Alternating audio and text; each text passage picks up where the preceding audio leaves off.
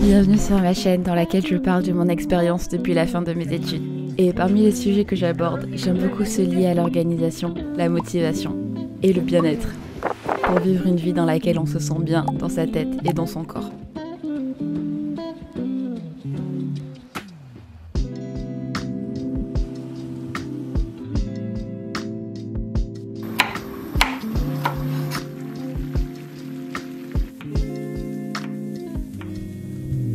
J'ai publié une vidéo il y a peu sur mon quotidien en tant qu'ingénieur informatique, dans laquelle je t'ai dit qu'habituellement j'aimais pratiquer du sport au moins 5 jours par semaine. Quand on reste toute la journée enfermé et assis, ça impacte notre corps, qui ne se dépense pas, mais également beaucoup notre morale. Donc c'est la raison pour laquelle je suis comme beaucoup persuadée que le sport est une des clés du bonheur et du bien-être au quotidien. Pour des raisons de commodité, j'ai choisi de faire du sport dans une salle de sport. Et si tu n'y es jamais allé ou que tu as des a priori ou des peurs, dis-toi que tu n'es pas toute seule ou tout seul. Parce que je ne savais pas non plus par quoi commencer au début et j'avais aussi pas mal d'a priori sur les personnes qui allaient à la salle. Dans cette vidéo, je vais te partager mon programme sportif sur une semaine en espérant que cela puisse t'aider et t'inspirer pour pouvoir créer le tien.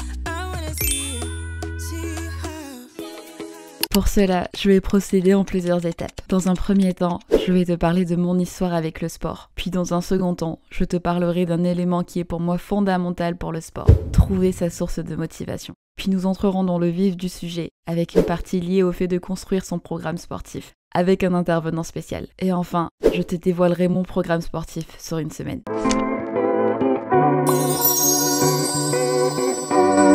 J'ai initialement, depuis petite, une très bonne relation avec le sport. En primaire, je suis arrivée 3e au classement général du cross, soit une course organisée chaque année pour tous les élèves de l'école. Et pareil au collège et au lycée, où j'aimais beaucoup les cours de sport. Je me rappelle même que dans la plupart du temps, pour les sports collectifs, les profs finissaient par me mettre avec les garçons. J'allais aussi de temps en temps courir avec ma mère ou toute seule les week-ends, bien que je n'ai jamais vraiment pratiqué de sport spécifique. Et puis je suis partie en études supérieures.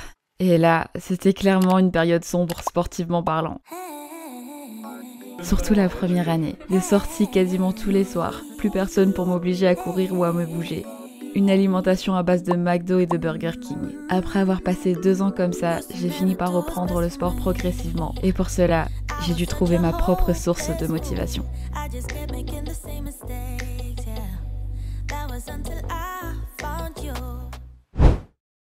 Le sport, même si tout le monde sait que ça peut être que bénéfique pour le corps, c'est aussi cette chose que l'on peut redouter et pour laquelle on peut facilement perdre la motivation, si nos intentions de départ ne sont pas bien définies. Ce n'est donc pas envisageable de se mettre au sport pour poursuivre un phénomène de mode, car un jour ou l'autre, on finira toujours par abandonner.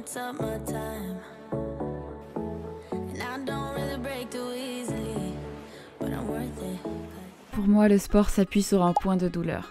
Celui d'être consciente que mon corps actuel est le seul que j'aurai toute ma vie, et que je n'ai d'autre choix que d'en prendre soin. Mais ça n'a pas été aussi simple que ça de le conscientiser, parce que pendant plusieurs années, je prenais la santé de mon corps pour acquise, jusqu'à ce que je sois confrontée à ses limites, et que je me retrouve régulièrement essoufflée, prise de démangeaison quand je fais le moindre effort, et plus réceptive aux maladies.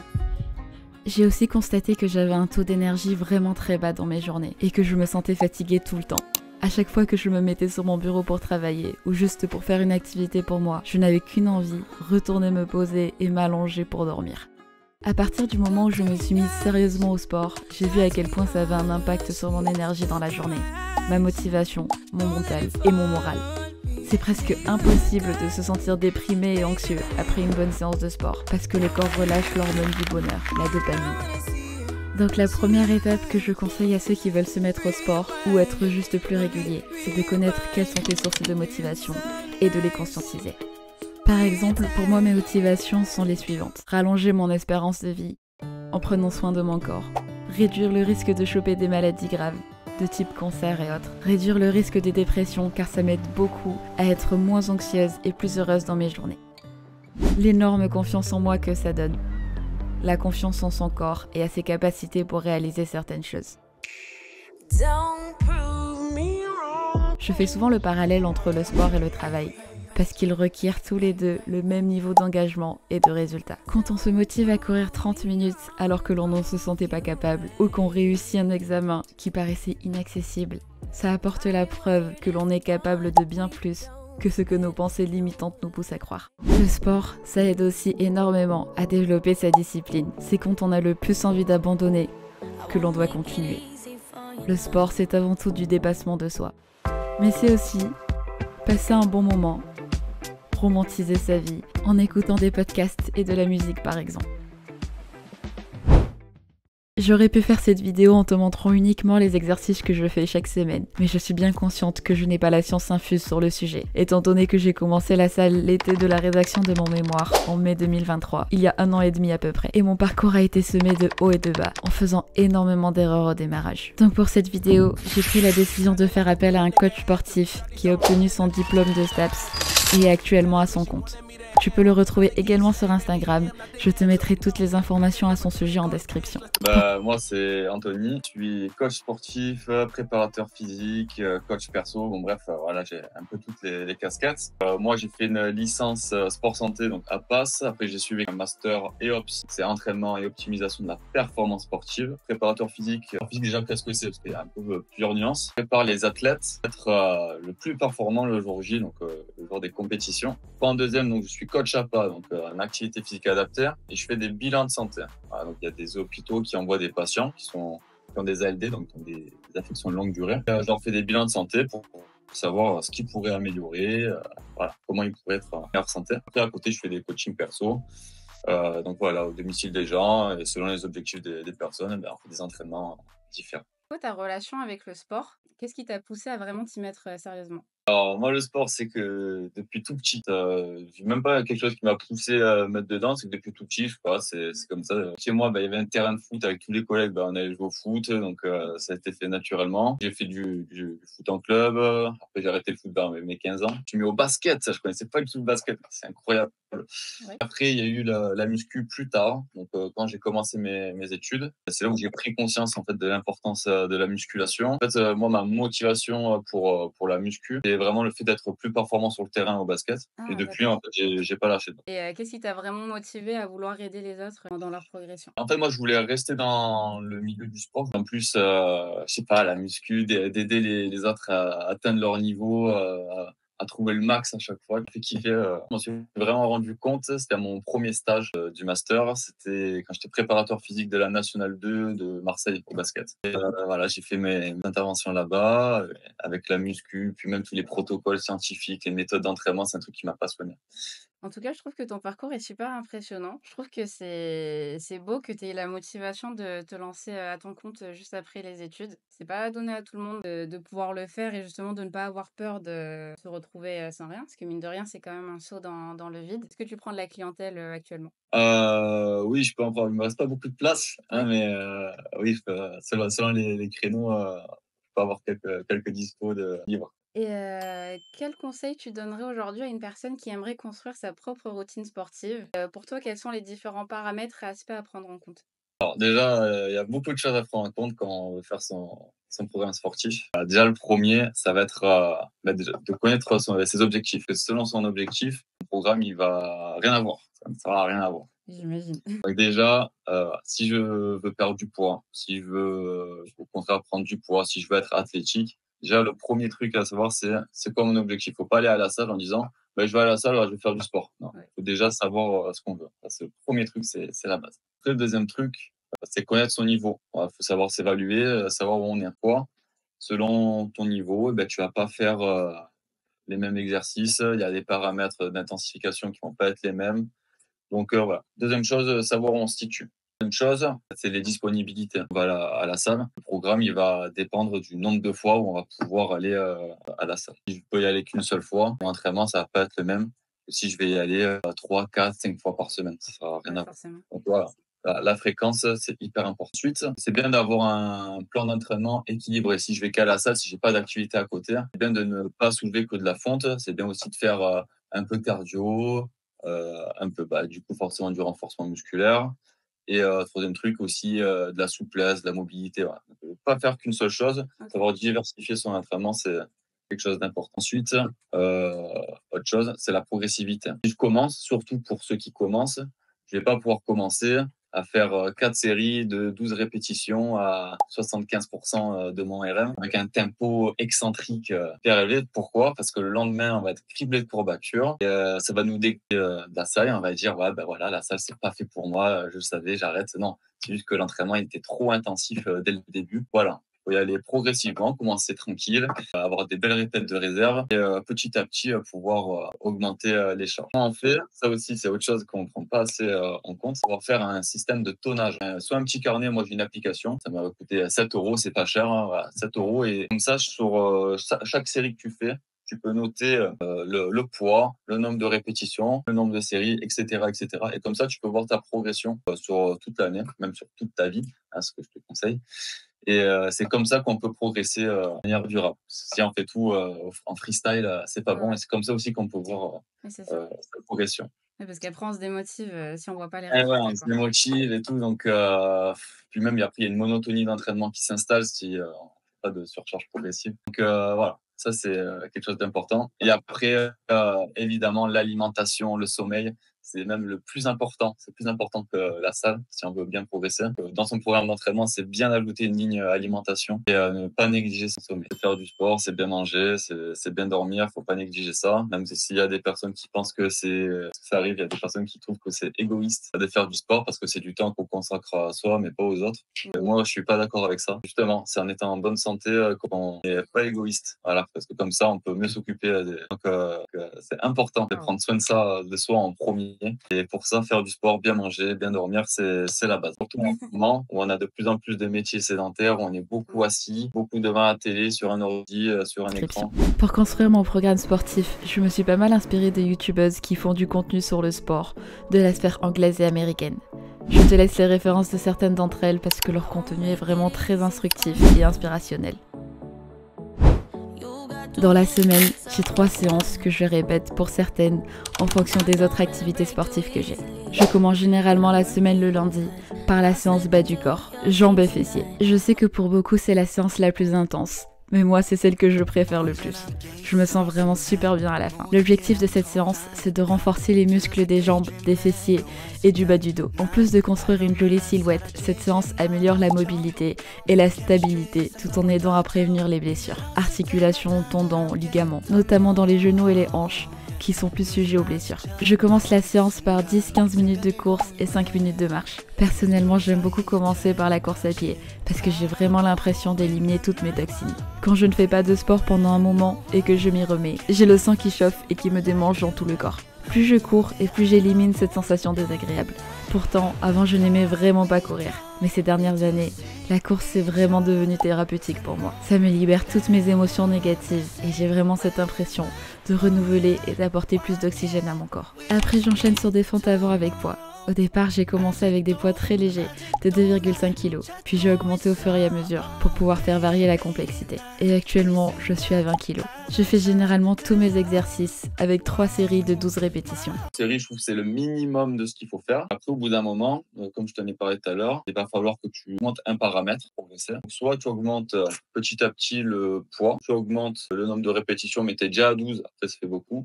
Soit tu augmentes le nombre de séries. Si tant qu'à un moment donné, tu stagnes dans ta progression, reste pareil, sauf que tu t'ajoutes une série. Alors, comme ça, tu as un tonnage qui est un peu plus élevé. Comme ça pourrait être plus intéressant. Faire cet exercice quand je suis bien essoufflée par la course, ça me met directement dans le bain et ça m'aide à garder mon corps chaud. Au départ, je sentais vraiment les douleurs sur mes jambes quand j'ai commencé à le faire. Mais là, le mouvement est assez naturel et je me sens plutôt à l'aise. C'est ça pour la plupart des exercices. Plus l'on s'exerce et plus l'on gagne confiance. Après les fentes, j'enchaîne sur des extensions lombaires, avec un poids de 10 kg. Et pareil, je fais 12 répétitions et 3 séries.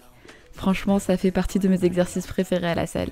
Je le trouve tellement apaisant. Je ne sais pas trop, je pense que ça doit être le fait de faire circuler mon sang vers ma tête. Ça détend de fou. Les extensions lombaires permettent de travailler dans un premier temps le bas du dos, et plus exactement les éracteurs du rachis, qui sont des muscles situés le long de la colonne vertébrale, qui permettent l'extension et la stabilisation du dos. Ils jouent aussi un rôle important dans le maintien de la posture. Depuis que j'ai commencé à faire cet exercice, je sens vraiment la différence au niveau de ma posture et je n'ai quasiment plus de douleur au dos. Si toi aussi tu passes une bonne partie de ton temps assis devant l'ordinateur comme moi, ça peut t'arriver d'avoir un peu de douleur à force de maintenir cette position. Quand j'étais partie voir un médecin à ce sujet, Il m'avait expliqué que j'avais aussi principalement des douleurs parce que mon dos n'était pas musclé. Donc je ne peux que te conseiller de prendre soin de ton dos en faisant des exercices comme celui-ci. Cet exercice travaille aussi les fessiers, en particulier le grand fessier, qui est activé lors de l'extension des hanches pour stabiliser le bassin et générer de la puissance.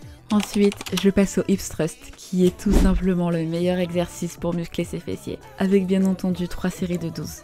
Pour le poids, je suis actuellement à 25 kg par côté, soit 50 kg au total. Si tu ne te sentais pas épuisé après avoir fait tout ce qu'on a fait auparavant, cet exercice va vraiment te pousser dans tes limites. Au départ, je n'étais pas hyper à l'aise avec cet exercice, parce que déjà je n'aimais pas les machines où il fallait que je mette moi-même les poids. Et aussi parce que le mouvement lui-même est un peu particulier, surtout devant autant de monde à la salle. Mais bon, au final j'ai compris que la plupart des gens à la salle n'étaient focus que sur eux-mêmes, donc ça aide aussi à lâcher prise. Par la suite, je passe sur la machine travaillant les adducteurs et l'inner thigh. Je commence par les adducteurs, qui aident à stabiliser le bassin, la mobilité et la puissance des jambes. Puis j'enchaîne par l'intérieur des cuisses. Cet exercice est plutôt efficace pour aider à faire fondre une bonne partie de la graisse entre les cuisses. Au départ, vu que je n'avais pas l'habitude de travailler ces muscles, j'avais d'énormes courbatures en le faisant et j'avais limite du mal à marcher après. Enfin, je termine la séance par un exercice d'isolation des fessiers.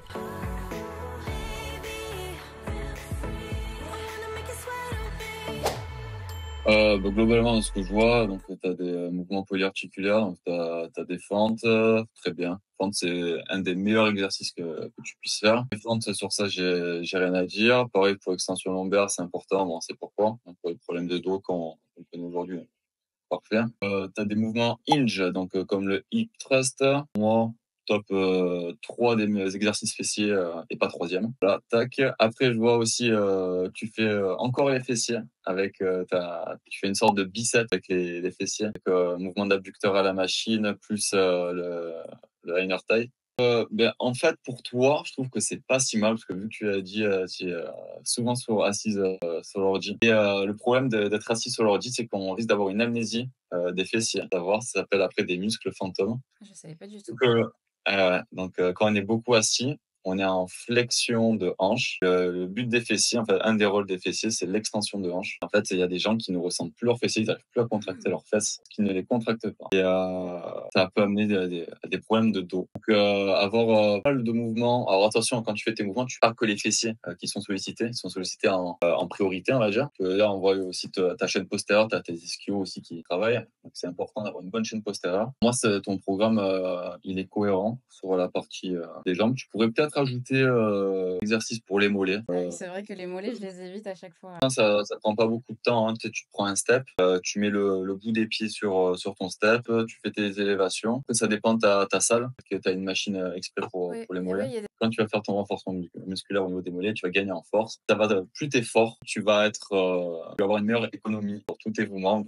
Tu vas consommer moins d'oxygène, tu es plus fort au niveau des mollets. Donc, tu vas être moins fatigué, moins essoufflé quand tu vas devoir marcher. Et même si tu fais un sport, si tu faisais du volley, voilà, t'as pas une grosse flexion de hanche pour sauter, t'as pas le temps d'avoir une grosse flexion et c'est beaucoup tes mollets et tes tendons aussi qui vont te servir que pour ta détente et tout. Si travailler les mollets, il faut pas le négliger. Ta séance, ça te dure 1 heure. Hein. Elle me dure 1 heure au total, ouais. C'est ce qu'il Bah, faut. C'est bien entre 35 minutes et 1 h 15. 1 h 30 grand max. La séance, elle dépasse 1 h 30, ça va pas.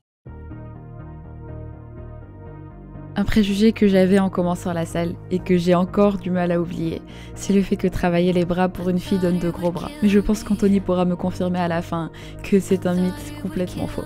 Parce que pour avoir de gros bras et un haut du corps développé comme un mec musclé, il faut vraiment le vouloir. Soulever très lourd, avoir une alimentation aisée et s'exercer régulièrement.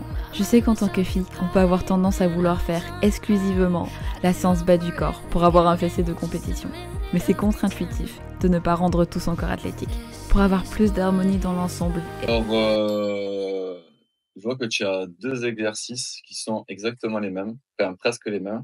ah Tu as oui. le tirage du pont, donc bend over row, le sit-in row, c'est les mêmes, juste qu'il y en a un que tu travailles en unilatéral. Donc en soi, si tu aimes bien, tu peux le faire, ok, ça pose pas vraiment de soucis. Tu travailles 2 fois la même chose, c'est comme si tu faisais 2 fois le même exercice. C'est le premier truc. Le deuxième truc, c'est au niveau des épaules. Tu fais une presse militaire, donc l'overhead shoulder press. Tu fais lateral raises, donc les élévations latérales. Globalement, ça travaille le même faisceau, le faisceau médial. Après, tu fais l'élévation rotation frontale, le faisceau frontal, le latéral travaillé, mais du coup, il te manque un faisceau sur l'épaule, c'est le postérieur. Pour moi, tu devrais travailler, tu sais, c'est en faisant l'oiseau. C'est important pour la posture, notamment de travailler l'arrière d'épaule. Pour moi, tu pourrais, séance sur deux, tu fais la presse militaire ou alors les élévations latérales, parce que c'est deux super exercices.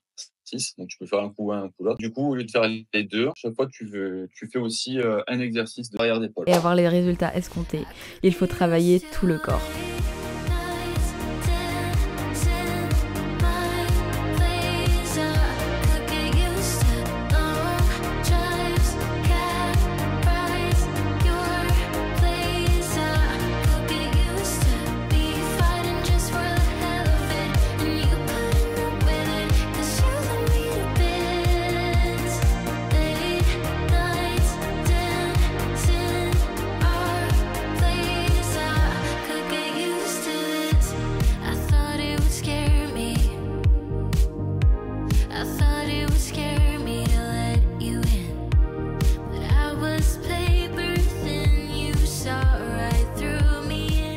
Ouais. Alors, tu es en développé couché, tu fais 3-4 séries, pareil pour les dips. Et une fois que tu as fait ça, tu fais tes abdos. Ok, tu fais tous tes abdos et tu le fais 2 fois. Ouais, bah, le corps, c'est tout ce qui est exercice de gainage. Oui, c'est bon. Globalement, c'est bon. Juste, moi, les exercices de crunch, je suis pas fan parce que au final, tu vas plus défoncer tes viscères. Et après, plus tard, quand tu vieilliras, c'est pas forcément le top, je trouve. Mais ça se fait. Je vois que en vrai, tu as qu'un exercice de crunch. C'est ton bicycle crunches ou bicycle bras Ah tendus. oui. Quand tu fais une flexion du tronc. Ouais. Alors, ta programmation, je la trouve pas mal du tout. Elle est vraiment bien. Juste, il y a quand même un petit truc qui me chiffonne, c'est que tu fais 3 séances dans la semaine, donc c'est déjà bien. Sauf que ça pourrait être encore plus effectif si tu travaillais le même groupe musculaire une fois dans la semaine. Parce que là, du coup, tu le travailles, par exemple, je sais pas, tes biceps, tu les travailles une seule fois dans la semaine. Donc c'est pas, attention, hein, c'est pas grave. Juste que ça pourrait être plus optimal de les travailler 2 fois. Si tu veux que je t'explique un peu, ça, c'est les 3 séances de base que j'ai. Après, ça Ouais, dépend beaucoup de ce que je fais, parce que je fais aussi du volley. En fait, ce voilà, que ouais. je fais en général, c'est que le lundi, je fais la séance jambes fessiers. Mardi, je fais la première séance haut du corps. Mercredi, je vais au volley le soir et j'ai 2 heures de volley. Le jeudi, je fais la troisième séance haut du corps. Le vendredi, je refais du volley et le samedi, je refais du volley le matin aussi. Ah, ça va. Donc, Tu vas qu'il y aller ait un actif à côté. Pour les gens vraiment qui vont que à la salle, vous y allez qu'une fois faire un full body, une fois à la salle dans la semaine, pareil, body. Et à partir de 3 fois dans la semaine où tu peux faire des adaptations. Par exemple, le lundi, tu fais le haut du corps, le mercredi, le bas, le vendredi, tu peux faire un full body. Ça, tu as à chaque fois 2 fois ton muscle qui est sollicité dans la semaine. Après, plus tu y vas, plus tu peux faire des choses spécifiques. Alors, généralement, les gens, ils vont pas plus de 4-5 fois par semaine. Oui. Essayer de refaire les Alors, mêmes pour exercices. éviter l'aspect monotone que préparer son programme, il faut vraiment faire une bonne planification d'entraînement. C'est-à-dire que moi, tous les trimestres, à peu près tous les 3 mois, je change De programme. de programme, ouais, à peu près. Par exemple, même si c'est pas quelque chose que je kiffe forcément, de octobre à fin décembre, je fais une bloc d'hypertrophie. Là, mon but, c'est de prendre un petit peu en muscle. Je sais qu'après du mois de janvier jusqu'à mars, après, je vais faire de la force, mais jusqu'à la fin de l'été, je vais faire de la puissance. Et comme ça, je fais pas pendant un an la même chose. Ah, Donc, tous d'accord. les 3 mois, moi, je change. Et comme ça, c'est des objectifs. Ça me permet d'avoir des objectifs moyen terme. Et d'avoir ces objectifs, ça permet de te motiver. Voilà. Ouais. De pas faire toujours la même chose. Donc, bien planifier ces séances, ça te permet d'être plus motivé. Toi, tu sais ce que tu as à faire. Et puis aussi de prendre conscience de pourquoi on le fait. Même si c'est pour être joli, à côté aussi pour sa santé, quand on voit toutes les pathologies qu'il y a en ce moment et tout, c'est bien d'être motivé pour ça. Après, faut prendre du plaisir et pas avoir que la santé comme objectif. Parce que je crois que dans les salles de sport, il y a eu un sondage qui est sorti. Il y a 80% des gens qui arrêtent la salle parce que leur motivation, c'était l'aspect santé. Et c'est pour ça qu'au-delà de la santé, il faut avoir des objectifs entre guillemets de performance, pour sa progression. Quand on va progresser, motivation, on fait, ah ouais, putain, ça marche. Bah, en tout cas, merci beaucoup du coup pour tes retours. Du coup, n'hésitez pas à aller le follow sur Instagram. Il donne de très très bons conseils. En conclusion de cette vidéo, si tu souhaites faire du sport de manière pérenne, il faut suivre son propre rythme, ne pas se mettre la pression et avancer petit pas par petit pas. En tant que femme, c'est aussi bien d'adapter sa pratique sportive avec son rythme menstruel, en optant pour un programme sportif plus doux et avec moins d'impact. C'est aussi très important de prendre des jours de repos, de faire attention à son sommeil, bien dormir, et ne pas oublier de bien s'hydrater et d'adapter son alimentation. Il faut également avoir conscience et accepter le fait que ce ne sera jamais parfait. Il y aura des jours où la motivation ne sera pas au rendez-vous et où c'est bien aussi de ne pas se forcer. C'est aussi sympa de trouver d'autres activités sportives autres que la salle pour changer un peu de la routine et allier ça avec du social, comme par exemple aller courir ou faire un sport collectif. J'espère que cette vidéo t'aura inspiré et motivé à faire du sport. Dans le même sujet, j'aimerais également faire une vidéo sur l'alimentation. Donc keep up to date, prends soin de toi et à la prochaine vidéo.